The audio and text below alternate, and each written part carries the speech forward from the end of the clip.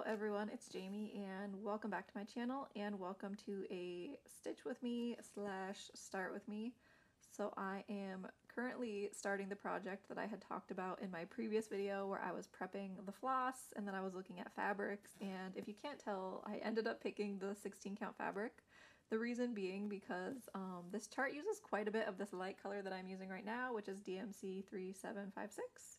And I would rather stitch this light color on a 16 count than to do it over like one on a 28 count. That just is not fun for my eyes, and so I figured I would just do the 16. Plus, the way the chart is charted, it is meant to come out to fit a standard size frame if you stitch it on a 16 count. So I think the finished size will be like 8 by 10 if I am remembering correctly, if you do it on 16 count. So then it will just fit in a regular frame that you can buy from the store, and you don't have to try and like find like a special frame or anything for it.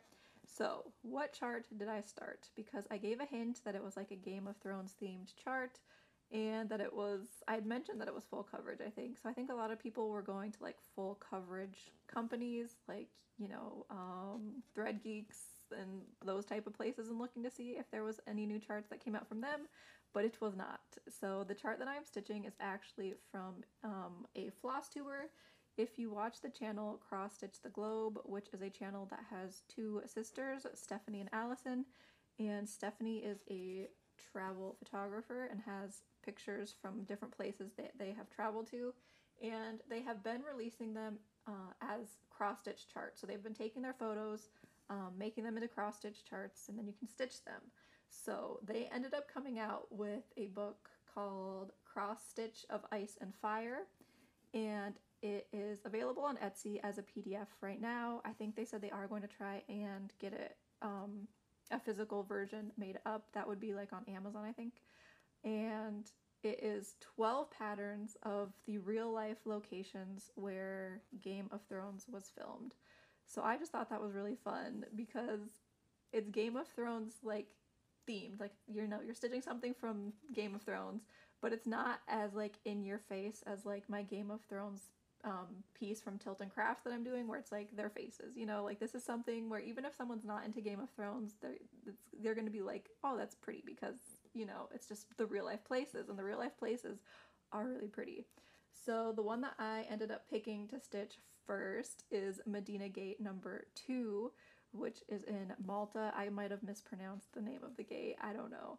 And it is where King's Landing was filmed for season 1.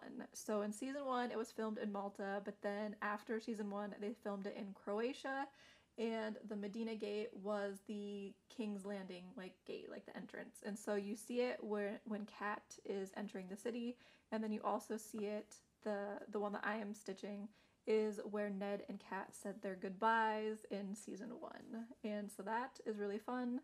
There was another one that I was really close to stitching and starting, and that is, there is a waterfall in Iceland, I don't remember the name of it, and it is where Daenerys and Jon Snow, like, they fly around with the dragon and they have a little moment. And in the show they digitally altered it, and I think they added like rocks and like stuff, but it's really pretty. And the photo that was turned into cross stitch, there's one that has a rainbow, and I love it. So that is something that eventually I would like to stitch. There's also the King's Road, there's photos of that. There is also a photo, what was the other one? There was another one. There is a photo that is, I think, Greece, that was used for like the view from the Erie. And then there was, I can't remember, there's too many, because like I said, there's 12 different patterns, so there's a lot, and I like them all, and so it's hard to try and pick which do I stitch first. I did end up picking this one though. I think just because I really like the architecture, like the building and stuff like that is just really, I like those type of buildings, and so I thought that it would be a fun first one to stitch. The only thing is that the first row is just this light color, so it's not that exciting to do like a stitch with me, because I am just doing the bottom half of the stitch across the top row, and then I will go back and do the top half of that stitch, because I don't like to do, if there's like one color that goes a really long distance, I usually like to just do it all in one row. I don't want to do like a block and then another block, because I do worry about getting lines, and so I'm just going to take this color across the top row, which will also be kind of fun though to see the chart coming to life, like top down, because I don't normally do that, but that will be fun.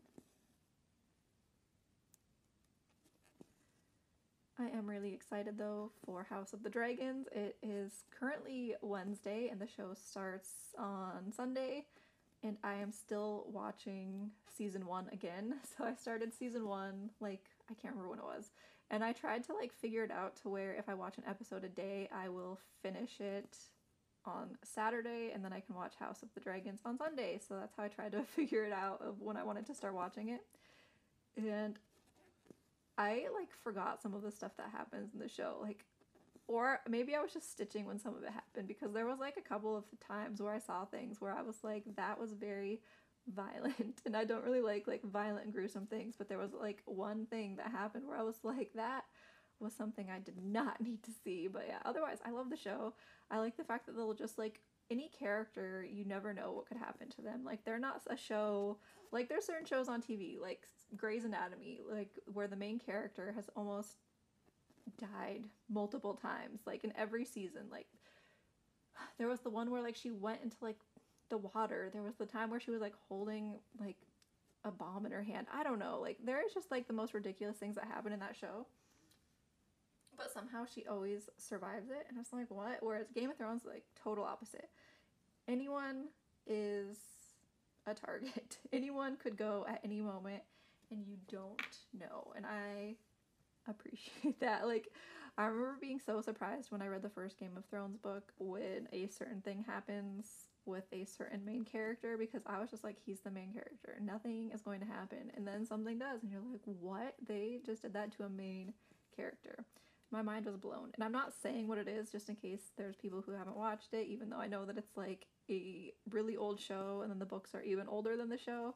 I just don't like spoiling things for people who might potentially want to watch something one day. But yeah, I just love the show a lot.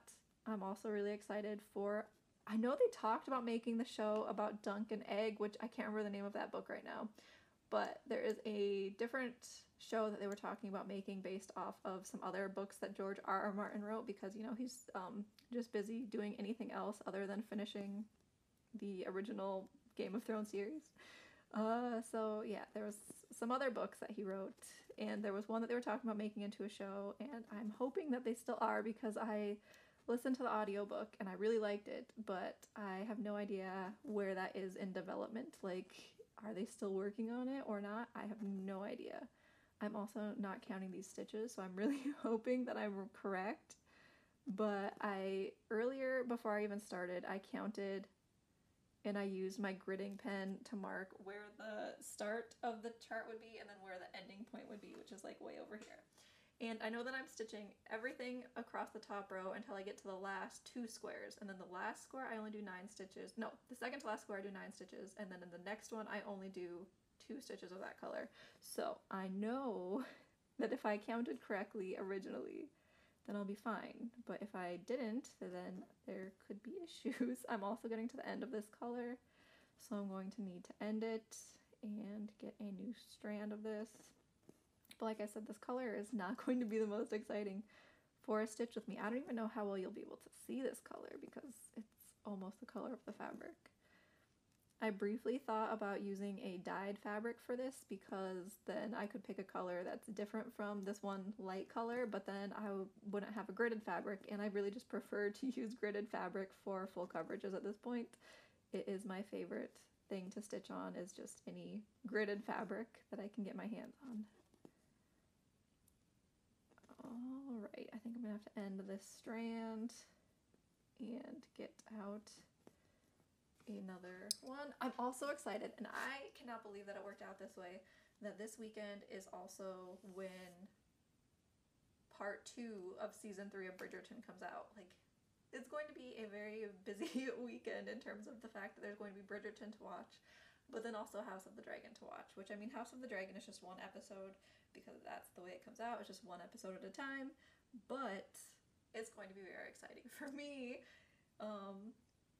My kids still do have like one more full week of school, so I can't be like staying up too late still because they still have school in the mornings, but we're getting close to the end of school. which I am excited about. And then, yeah. I'm also excited because I think this summer was going to be season 2 of the Rings of Power show. I don't remember exactly, and I don't even know if I finished season 1. I think I got almost to the end, and then I ended up like a different show came out, and so I got distracted. So I needed to go back and I need to rewatch that show over again. And I think when I rewatch Rings of Power, I will stitch on my Lord of the Rings chart that I have from Glitch Stitch AU. And then I was almost thinking about when season 2 comes out about starting Eternal Promise, because I am going to be starting that one on the fabric that I got from the sewingshop.ca that one time. It's a Lord of the Rings fabric where it has the words on it. And then my plan is to crop Eternal Promise, and then I will stitch just the people inside the words. And so I already have it cropped. I did like a bunch of, I spent one day where I was just messing with the pattern, and I ended up trying to find like where the center point was in between their faces, and then I did calculations to figure out, because the fabric is 15 count and the inner portion that you have to stitch on is, I can't remember what it was like 20 by 20 or 15 by 15. And so then I figured out on 15 count, if that's how big your space is, how many stitches would fit in that space. And so then I just ended up using Pattern Keeper and then like counting out from the midpoint that I found that was between their faces of like how many stitches I had each way. So I think I had like 150 stitches total, and so I did like 75 one way, 75 another, and then I just found like a box, and I basically just made like a box around them, and then I like, it was complicated. Okay, saying it sounds complicated, but when I was actually doing it, it didn't seem that bad. I think I just did one too many stitches there. And all I know is I did manage to get the chart cropped the way that I want it to be, and so now I just need to get it started. And then because I am cropping so much off, it hopefully would not take that long to actually stitch it. I'm also starting in the wrong place again. I needed to skip 2 stitches and then do 2 stitches. But yeah, so I eventually want to start Eternal Promise, and I'm trying to figure out how many things though I want to start towards the end of the year, because I don't want to go too crazy starting things. But I also kind of, I feel like if I already have the fabric, I might as well start the thing, because I don't have to necessarily finish it right away. But if I have the fabric and I have the pattern, then why not? So I'm really tempted to start that one. I also know that in the fall I will be starting a chart that is from Flossie Fox Shop. It is a fox. I don't remember the title of it, but it's like a fox reading a book. And I was thinking about starting that like September 1st, because it's not technically the first day of fall here, because fall technically starts like September 20th or something. But to me, I feel like once kids go back to school and all that, then it's pretty much fall. So I was thinking about starting that on September 1st. I also have some Halloween charts that I would like to start, because I have Halloween Quaker from Leela Studio. I have the Esmeralda's Charm School one, I think that was from Praiseworthy Stitches. And I have another Halloween one. I don't remember. Oh, I also have one that is from Witch's Garden Crafts on Etsy. That is like Salem. It's a Salem chart, and it's like a little sampler type chart, but I really liked that one. And I have the fabric for all of those charts, so I don't know if I will be starting any of them this like fall Halloween season or not.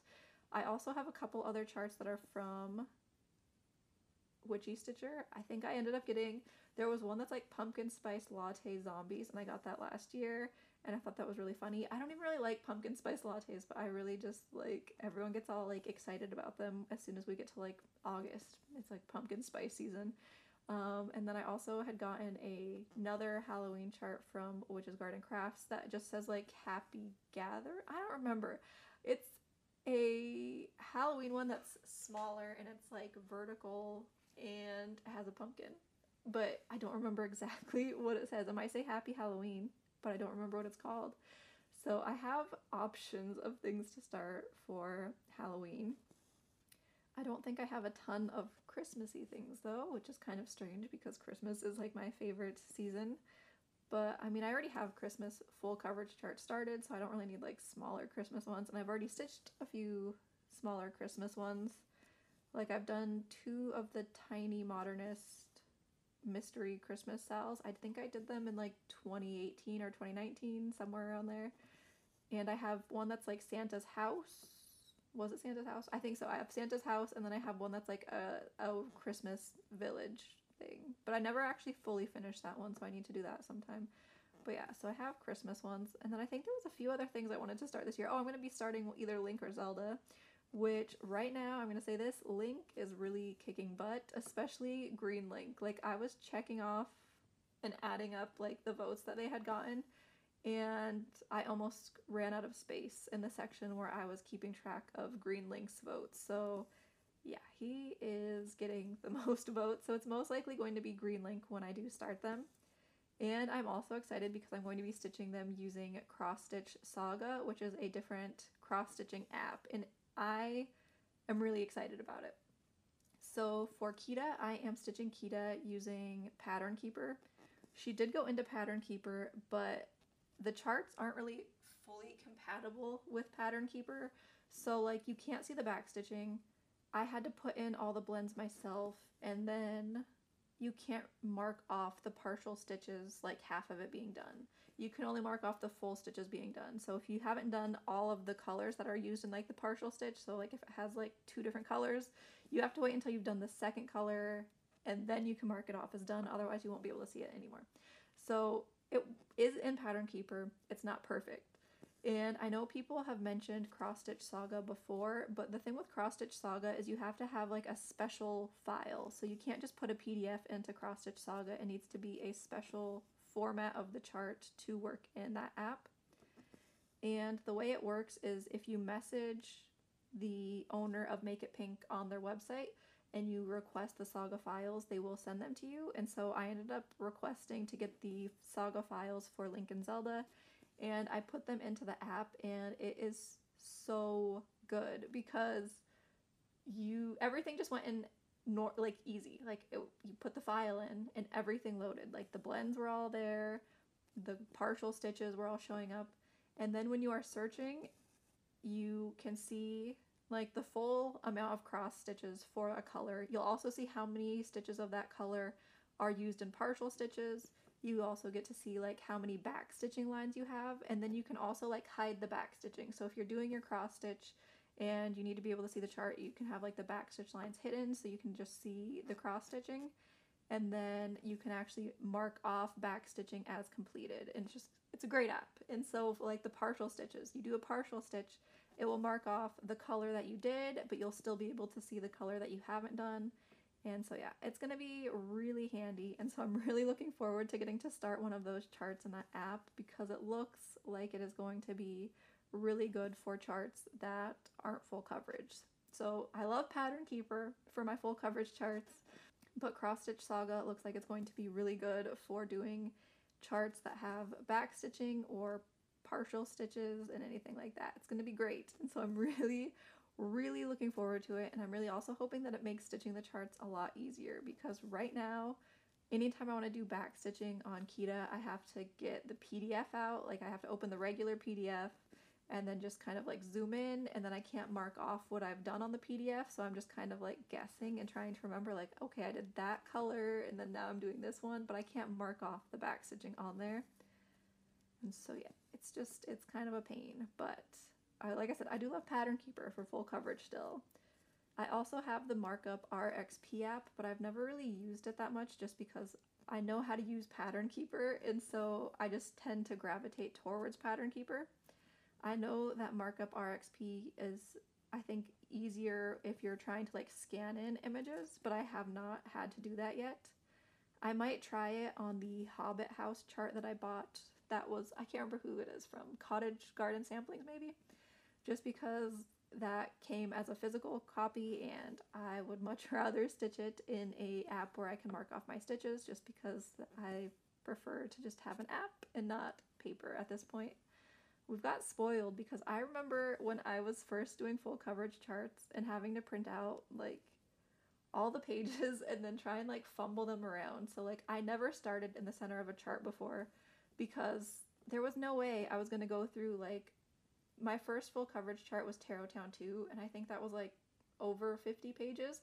There was no way I was going to go flipping through like 50 some pages to try and find the page that's the center of the chart, and I would have been so worried about making a mistake in like moving the pages around, and so I always just started top left, page 1, because you had all these papers, like, and there was just papers everywhere. And yeah, so Pattern Keeper was just, it's so good because it makes it so easy to start in the center, because Pattern Keeper marks where the center of the chart is, and so you can just go right to that point, and then you don't have to deal with like papers everywhere. But yeah, I just have these stacks of patterns printed out that I'm never going to use because I don't want to go back to using paper copies like ever. I cannot imagine doing that. And then how hard it was before if you were like stitching a color. Okay, when you would stitch the charts where there would be like the arrows, there would be like a arrow going left and right and up and down, and they were all in one area. It drove me crazy. And then now you can just search and it will highlight that symbol, and then you don't have to deal with trying to figure it out yourself. That was so difficult.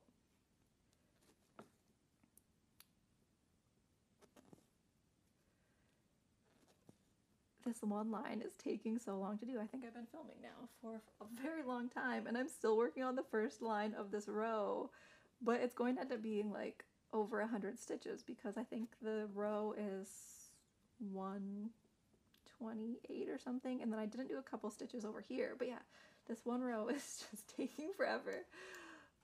So if I were to stitch on this while watching House of the Dragon, like, I wonder how many rows would I even get finished during the episode. I'd probably get like 1 or 2 rows done, and then that would be it. And it would kind of seem like very anticlimactic to show that in like an update, like, I did 2 rows in a color that looks like the fabric. But I'm really excited to like get to the building and get to the gate. It's going to be great. I think that is all for this video though, because I do need to go and get my kids, plus I'm running out of this color again. But I will see you all in my next update video, which will most likely be on Friday, and then hopefully I will have more progress on this to show. I might skip down to, I think, on this side of the chart on the left, the sky goes only like down 1 box, and then the next box has some other colors, so I might skip down to do some of the other colors. Even then though, it looks like some of those colors are kind of light colors, so I don't know if that will get me anything much more exciting. Like, oh yes, like there's B5200 down here, so that's not that much more exciting, so I might just focus on the sky. But thank you all for watching, and I will see you all in my next update video. Bye!